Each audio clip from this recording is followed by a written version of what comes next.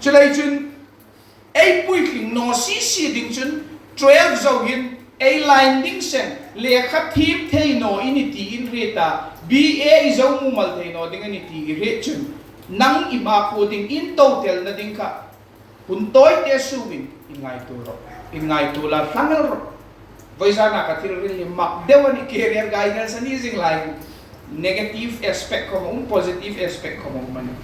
at tung tak so tu lai a filaran ta min an ta si khat lai a pakata ni anjong chu le ya chu ka relani alle apoi mo pakat na so ka hun kala so to ka pela nga so fa kan ta may boring mo ay boring chung na mo ay boring ani kan sa lawin papay ka na poi na degree in chuk mek high challenge ka pek no jeo le PG in chuk mek high ay namin ay ram ay nam ay kouran ay kwatlang ni na poi mo chu civil servant ay poi mo ay ivang tako pa UPSC exam alam chun muolhoi mi ay muno ni ingle man ni kahit no ni hi ay im chandang indik no ni ay ngai tu na ay concept ay ngai tu na indik no ni chama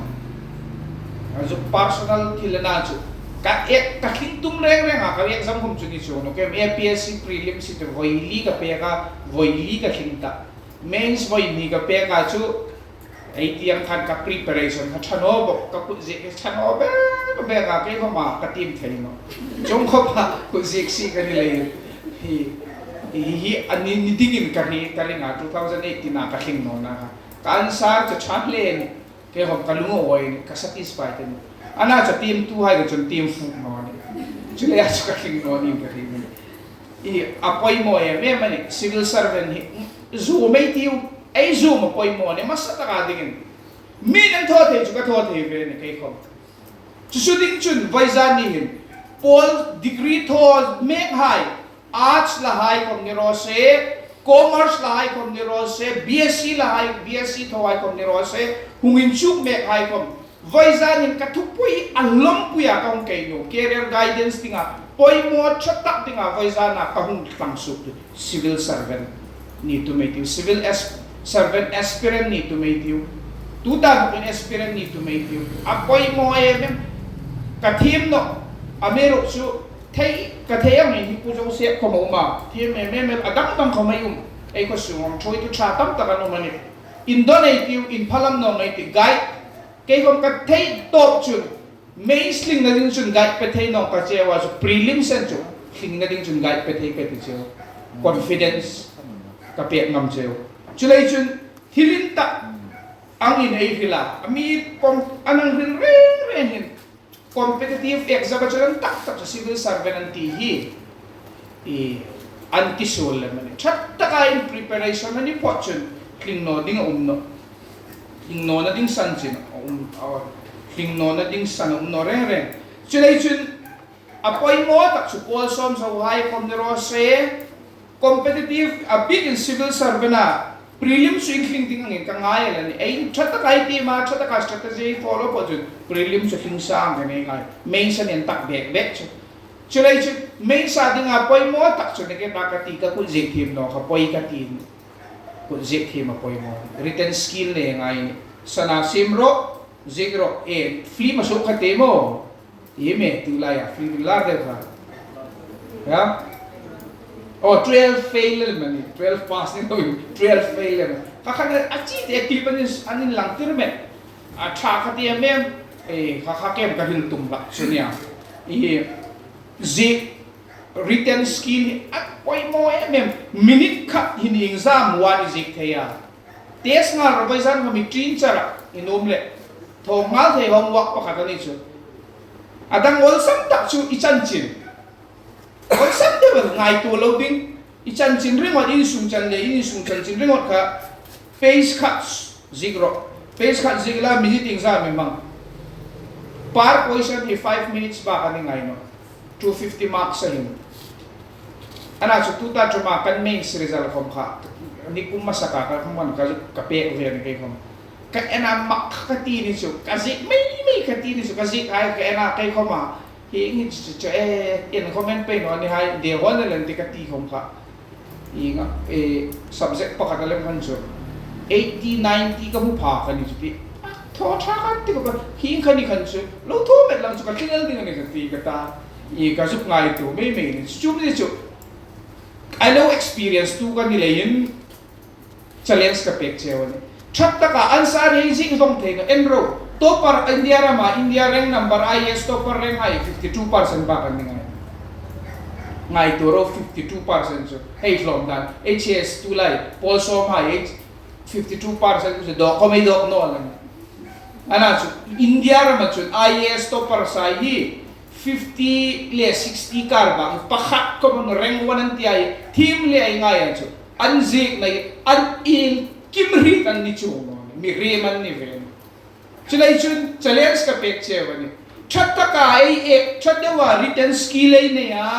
strategic chatta ka ai si ma habit ai ne chun skill of writing le chatta ka ai bu sei ni po chun ai answer zik hai ai preparation ang nei zik ngai no in re sa ka BA tho ai ko ma ina chun chatta ka nei ti ma che exam ho lai zik chu ani tano in lo ni be am ani ngai no ani na takpa ka ni tangay mo exactly na zik fuk tangay mo kasi ini sa ngani kang ang thaw ka ni khalaya mi khom ka chulai chun kang ang char kan zik vero chatakin izik fu ka ni po chun kling no na ding sa main sa ikling chat dewa maksi ni po chun interview wa iming chi barilla kom I don't know what in the top lang him thaw iti asan chun main sa ni poy mo main sa ma ka ni poy mo interview hi formality sa ni chataka nung thochun chataka may sa nung thochun conclusion naman yung doon mumal pepe no mumal raklawa may sa nung thogay anong thopa pala ko kan question at taman yun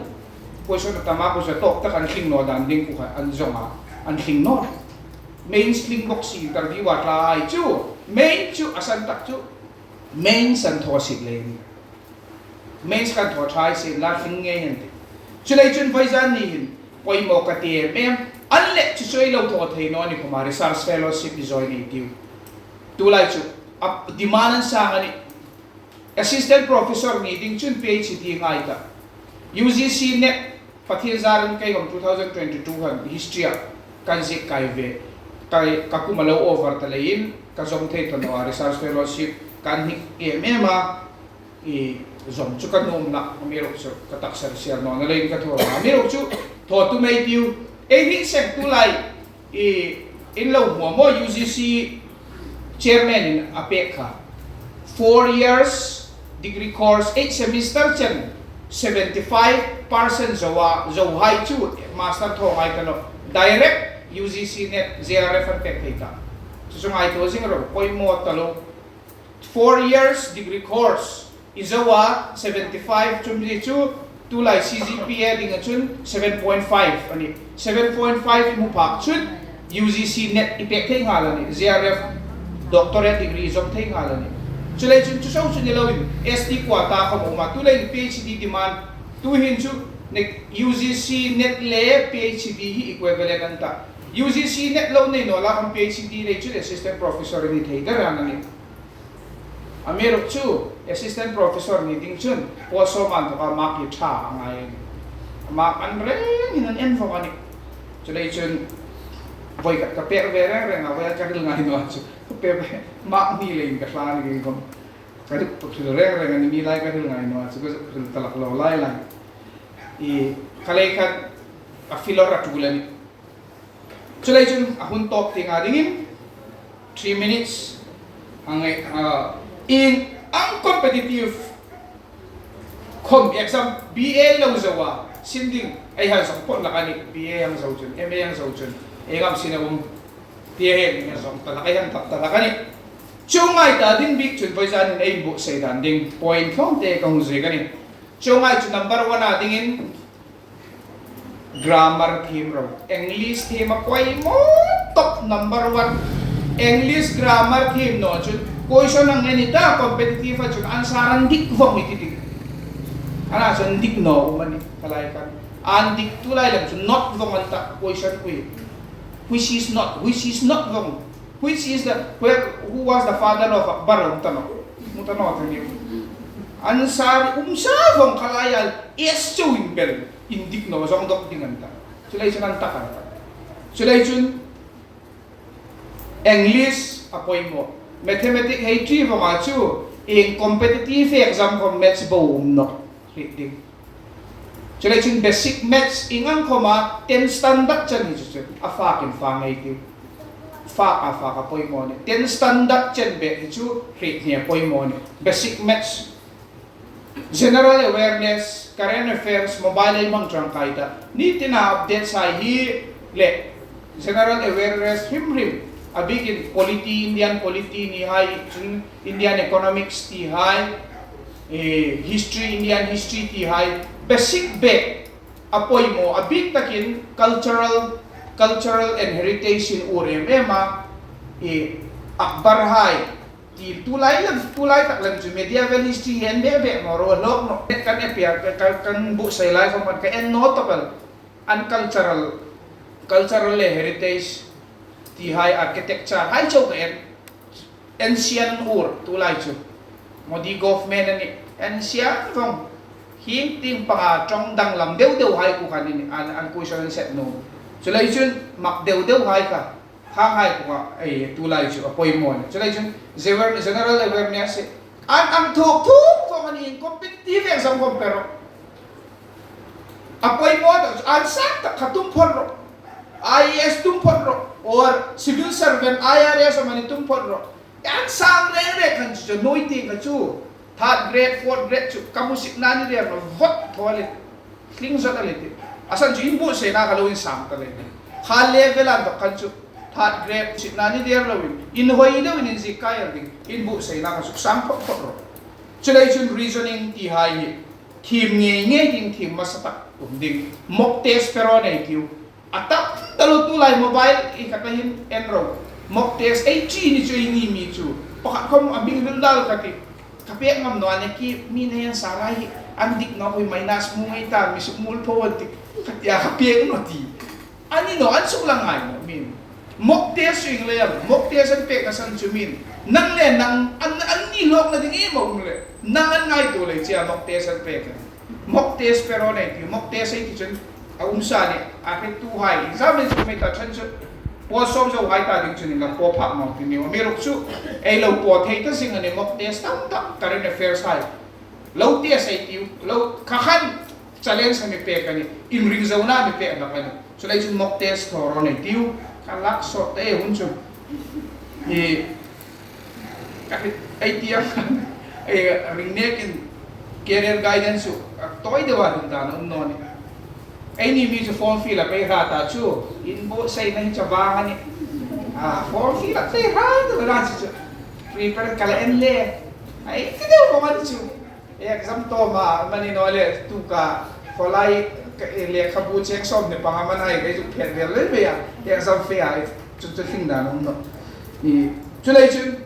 amiro chu adam lo team rak no hai ta ding ko malung dul na nei lo ding voi khat yang exam pathum chi ri ko ma lu pathum ka ri tu ta dum chu pathum ka ri prelims APSC de lo UPSC prelims ka pe khan voi khat ka pe masata khan som ka ri ta pui kan kay kay ko ano ka pe no ka voice of ni pepe lang just ka king pa dinga na so kaniser no nan asami strong no zig no chu zig thai no chu an me keep fighting APSC pek ding ko ma a strong bet thi ma chul just lai chun interview huna support pe le ma che asami strong lo team to made in chu kalo hai ta ding chun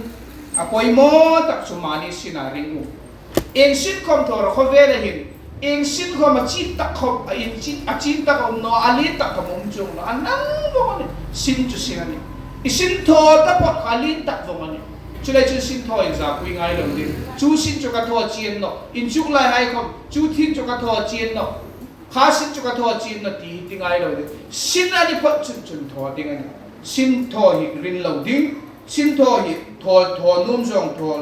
ti hai bu lo ding chun vocational course u rate you in chu ngai pe ka si no chun door